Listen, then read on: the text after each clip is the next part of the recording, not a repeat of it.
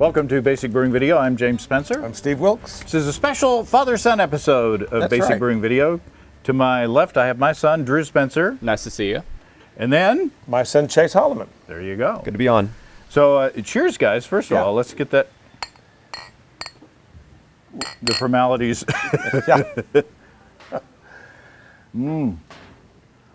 We're sipping a beer that Drew and I designed. And Drew, what did you have in mind when you came? You're home from college, and for the first time, you're 21 years old. So you wanted to brew. Yep. So what did you have in mind when we brewed this beer? Well, I wanted something that's not too bitter like an IPA, because I prefer beers that have more flavor than bitterness. Mm-hmm. And so I wanted something that kind of snuggles you but not punches you. That'll be on the label. Yep. That's on the can. And so I decided to get an amber ale and something that we could add the hops in afterwards. And each of these hops have a unique fruity flavor to them. That's right. Spoiler alert. Now, Chase is a little older than Drew, and you've been helping. You've been brewing for a little bit longer, and you've been helping Steve at Steve's Brew Shop. Yeah, I mean, I've obviously been around it my whole life since you guys have been doing this my whole life. But yeah, I really started learning about it and doing it actively about a year and a half ago when you started Steve's Brew Shop, and since then I've learned a pretty decent amount, enough to get around, and brewed several batches, and yeah, it's great. I've really enjoyed it. I've tasted some of his wares, and he's doing a good job. He's a good brewer and a good mead maker too. So if I'm not around, he's as good as I am, I can tell you. It's high praise. Well, let's talk about this beer. Yeah. This is 10 pounds or 4.5 kilograms of Maris Otter, 8 ounces or 226 grams of 90 Lovibond Crystal. And we mashed at 150 degrees Fahrenheit or 65 C for a little over an hour. And we only boiled for 30 minutes. And at the beginning of that 30-minute boil, I only added half an ounce or 14 grams of perlay at 5.5% alpha acid. So after that 30-minute boil, we shut off the heat and added 1 ounce each of Calypso at 14.7% alpha acid, and Eldorado at 12.8% alpha acid. 15 minutes later, we did another ounce of each of those, Calypso and Eldorado. And then at 30 minutes, we started chilling the wort, and we added Imperial A38 juice. Our original gravity was 1049, our found gravity was 1010, ABV 5.2%.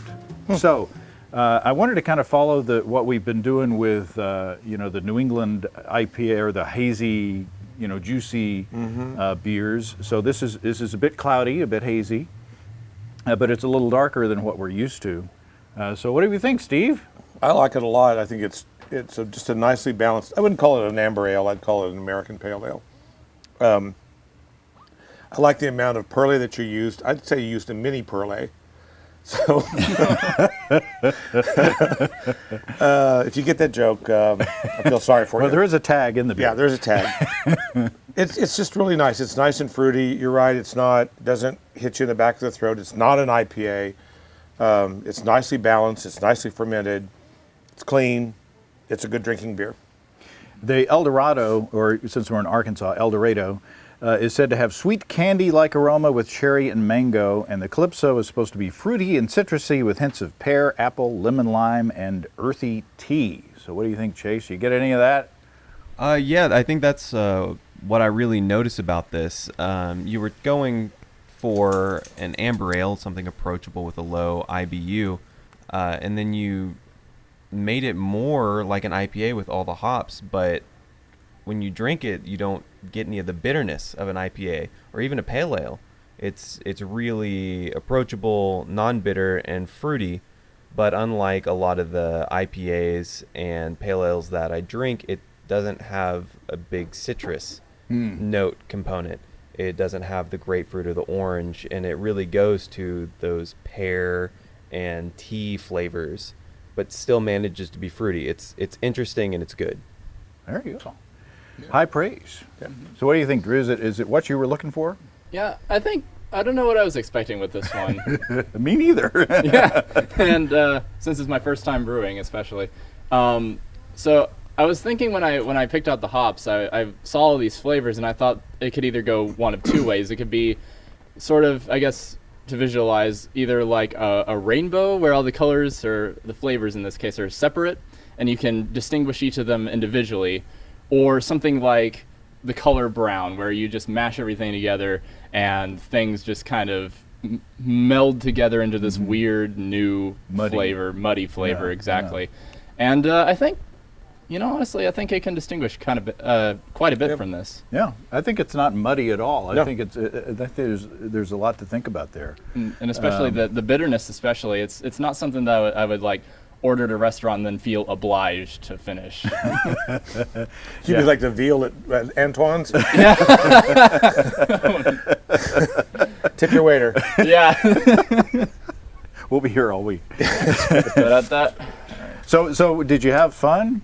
absolutely, it was more of a relaxing experience, I guess, than I was expecting. You're not going around everywhere trying to get everything in at one time, and it was a really nice process. It's thanks to our electric brew system from High Gravity Homebrew. Which reminds me, we've got our keg cooler, our Poncho's keg cooler from Poncho's Brewing Lab here beside us, and we've got a 5-gallon corny keg inside this 20-gallon cooler. So product placement, it's little cool. product placement. Yeah. It is literally cool. So they sponsor the radio. If you listen to the radio podcast, the audio podcast, Poncho's been sponsoring that. So this is it in person. I love it. Yeah. So what else to say? I like the malt backbone. I think that it's simple, Yep. but I think it works well. It's not too caramely. It's not too sweet. It's everything is Yeah, is nice. Just a little bit of crystal, and Marisot are such a nice base malt. I mean, it's my favorite base malt. But then I like to brew kind of English style beers just personally. So, but it just has a nice little nutty flavor to it. It's really well rounded in the flavor profile that it brings to the beer. Yeah. So good stuff. Good stuff, Maynard. Yeah. All right. Thanks, guys. Thanks for having us. Cheers. Long distance clinks. Yeah. Colonel Clinks. Happy brewing, everybody. Happy brewing. Come and visit us online. At basicbrewing.com, you can find archive lists of our audio and video podcasts on home brewing. You can also find our DVDs and our brewer's logbook, where you can track and log up to 50 batches of beer. If you're in Fayetteville, Arkansas, stop by Steve's Brew Shop or find him online at stevesbrewshop.com. Oh, you know what I didn't? You didn't have the mic on? No. Okay. We're going to do it again.